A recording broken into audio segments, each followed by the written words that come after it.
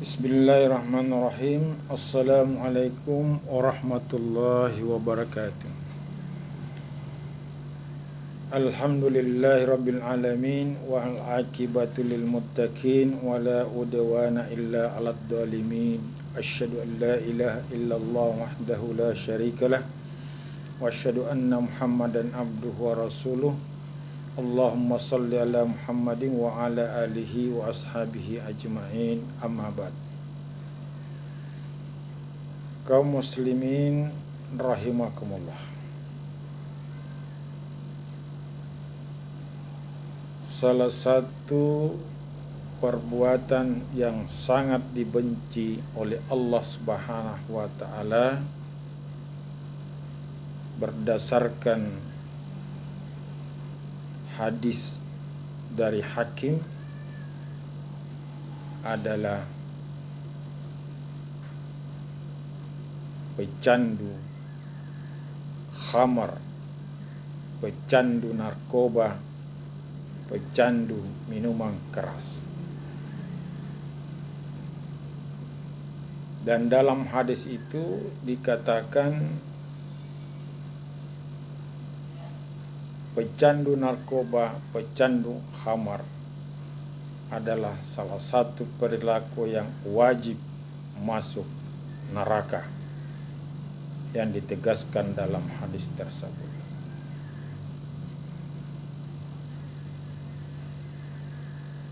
Nah, di dalam Al-Quran khamar ini masuk kategori rijzum min amali syaitan, adalah najis dan bagian dari perilaku syaitan. Fajtanibuhu, kata Allah Subhanahu wa taala, maka jauhilah, la'allakum tuflihun, agar kamu mendapat kebahagiaan, keuntungan dalam kehidupan. Dalam hadis lain dikatakan bahwa pencandu khamar ini adalah salah satu orang yang telah dianggap gugur keimanannya. Dan ada juga di hadis lain dikatakan selama 40 hari tidak diterima salatnya bagi pecandu narkoba. Dari dalil tersebut di atas tegas sekali bahwa khamar ini sesuatu yang sangat membahayakan kehidupan seorang Islam, atau sangat membahayakan kehidupan kita baik di dunia maupun di akhir. Sehingga Allah dan Rasulnya menetapkan khamar ini sebagai sebuah perbuatan najis, sebuah perbuatan setan yang harus dijauhi, perbuatan yang sangat dibenci oleh Allah Subhanahu wa ta'ala, sampai-sampai imamnya sudah dianggap gugur bagi pelakunya dan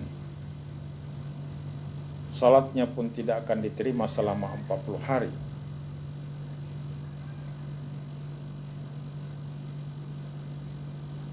Mengapa demikian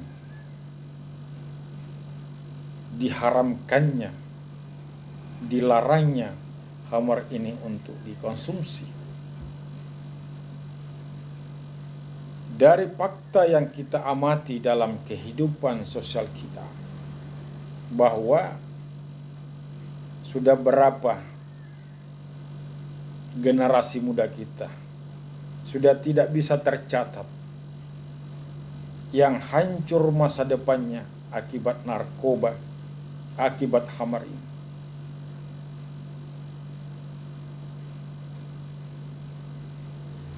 Khamar ini merupakan media pengantar kepada segala bentuk kejahatan. Pencurian, perzinahan, pembunuhan, itu banyak disumberkan dari khamar ini. Dan ini fakta, realita di tengah-tengah kehidupan kita. Berapa rumah tangga hancur berantakan akibat khamar ini. Kenapa hancur rumah tangga? Karena sudah tidak ada penghidupan.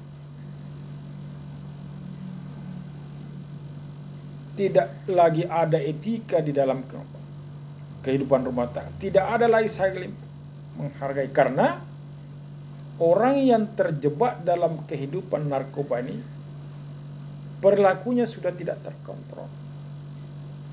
Akalnya sudah rusak, sudah tidak terarah.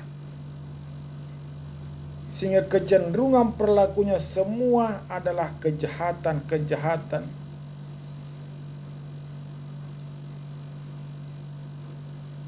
Orang yang terlibat dalam mengkonsumsi khamar narkoba ini sudah kehilangan rasa malu. Nah, kalau sudah rasa malu hilang dalam kehidupan seseorang, maka terbukalah selebar-lebarnya pintu-pintu kejahatan. Jadi khamar ini adalah pintu pembuka kejahatan karena hilangnya rasa malu. Malu itu bagian yang tidak bisa dipisahkan dari iman. Al-haya'u minal iman. Malu itu bagian integritas daripada iman seseorang. Maka logikanya kalau orang sudah hilang rasa malu, maka sudah dapat dipastikan imannya sudah tidak ada di dalam dirinya. Hilang rasa malu, maka terjadilah perbuatan perzinahan, pembunuhan. Dia tidak lagi mengenal aturan, tidak mengenal lagi etika. Oleh karena itu, berapa anak yang terlahir tidak melalui proses pernikahan akibat dari khamar ini. Karena terjadi perzinahan tanpa melalui proses nikah. Pendidikan gagal akibat khamar dan narkoba, hancur. Sehingga kalau ini memasyarakat, sudah menyeluruh, anak-anak generasi muda kita terjebak dan terlibat dalam kehidupan narkoba, kehidupan khamar ini, pada ujungnya negara akan hancur, bangsa akan hancur.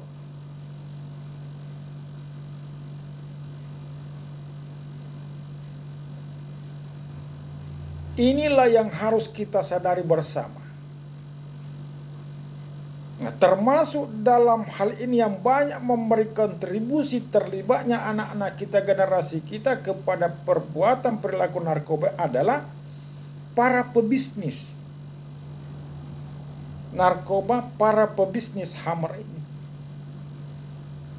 Para pebisnis khamar ini, pedagang narkoba ini adalah termasuk pengkhianat bangsa, pengkhianat agama. Karena dia pemberi kontribusi terbesar di dalam menghancurkan negara.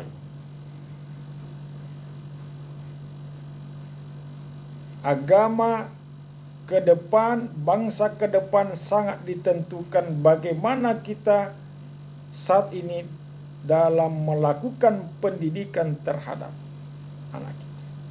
Sangat ditentukan anak muda kita.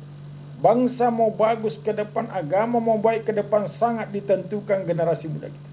Nah, kalau sudah generasi kita terjebak semua pada perilaku narkoba ini, apa yang bisa diharap?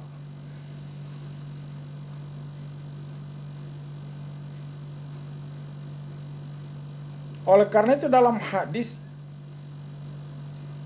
para pebisnis, para peminum, dan orang yang terlibat dalam proses bisnis itu sama hukumnya peminum khamar.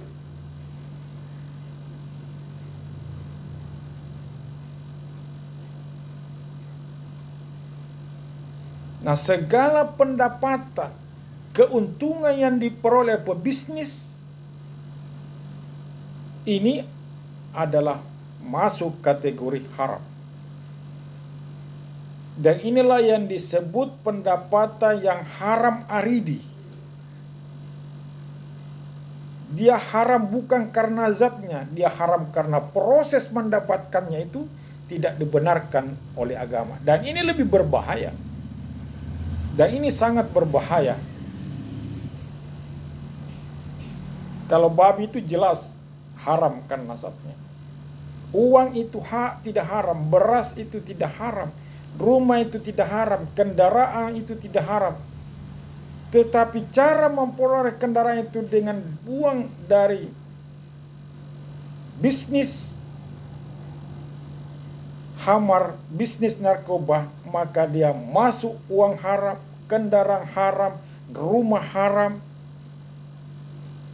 Karena uang yang dipakai termasuk dalam kategori haram karena prosesnya. Dan ibadah apapun, ada ulama mengatakan ibadah apapun yang dikerjakan dari rumah yang fasilitasnya dari semua yang bersumber dari yang haram, kendaraan bersumber dari haram, rumah dari haram, tempat tidur haram, baju dari yang bersumber dari yang haram, maka tidak akan diterima oleh Allah Subhanahu wa Ta'ala. Ibadah apapun yang dilakukan di rumah itu, pakaian apapun yang dipakai yang bersumber dari yang haram, maka tidak ada yang diterima oleh Allah Subhanahu wa Ta'ala. Tidak akan memberi berkah maknanya. Maknanya tidak diterima oleh Allah bahwa semua yang dibelanja, yang diadakan, yang dibeli yang bersumber dana yang haram, maka tidak akan berkah di dalam kehidupan kita.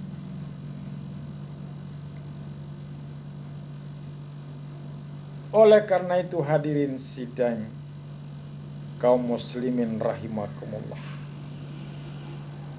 khususnya para pebisnis narkoba, pebisnis khamar ini, sadarlah kita bahwa ini hal-hal yang membahayakan anak-anak kita ke depan, juga membahayakan kehidupan kita di hadapan. Tidak ada berkahnya kita berbisnis seperti ini. Malah kehancuran yang akan datang kepada kita. Dan mungkin Allah memberi bencana kepada kita, mungkin karena akibat perilaku kita yang seperti ini.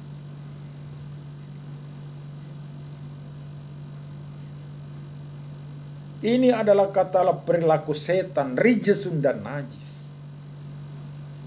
Katalah fajtani, jauhilah, kata Allah Subhanahu wa Ta'ala.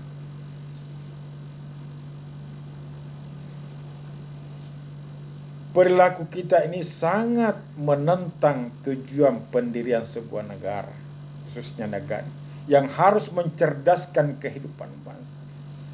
Maka dengan menjual narkoba, berbisnis khamar, bukan mencerdaskan bangsa tetapi menghancurkan bangsa, menghancurkan agama, menghancurkan negara. Karena akan hancur beberapa generasi akibat perilaku kita. Oleh karena itu Allah mengancam orang yang seperti ini, termasuk orang yang akan dibangkitkan di hari kemudian dalam keadaan hina, dalam keadaan buta, dan penghidupan dunianya akan selalu sesat dan merasa sempit. Artinya hidupnya akan tidak penuh berkah, tidak bermanfaat, tidak fungsional, maka menebarkan berbagai macam malapetaka. Wa man a'rada an dzikri fa inna lahu ma'isyatan danka wa nahsyuruhu yaumal qiyamah, kata Allah. Perbuatan ini masuk kategori melalaikan, mengabaikan peringatan Allah di dalam Al-Quran, dan dia akan dimasukkan kepada kelompok orang-orang akan sesak kehidupannya. Dan di hari kemudian dia akan dibangkitkan dalam keadaan hina tanpa bekal apa-apa di hadapan Allah Subhanahu wa taala.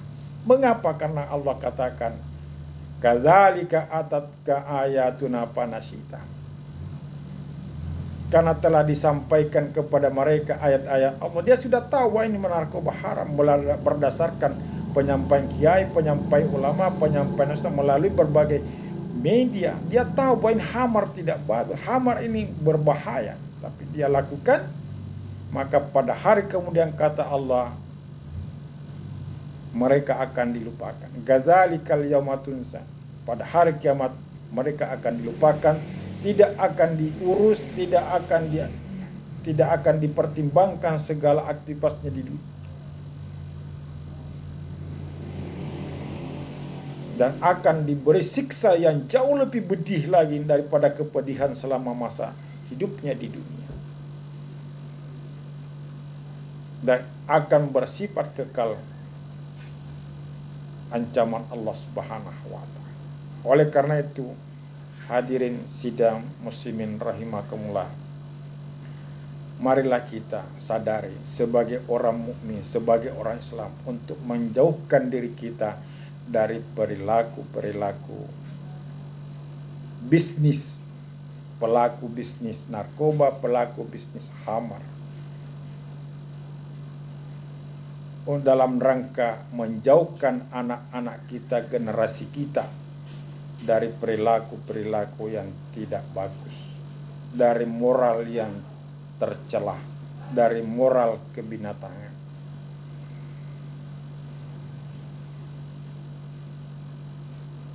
Fajtanibuhu, kata Allah, jauhilah.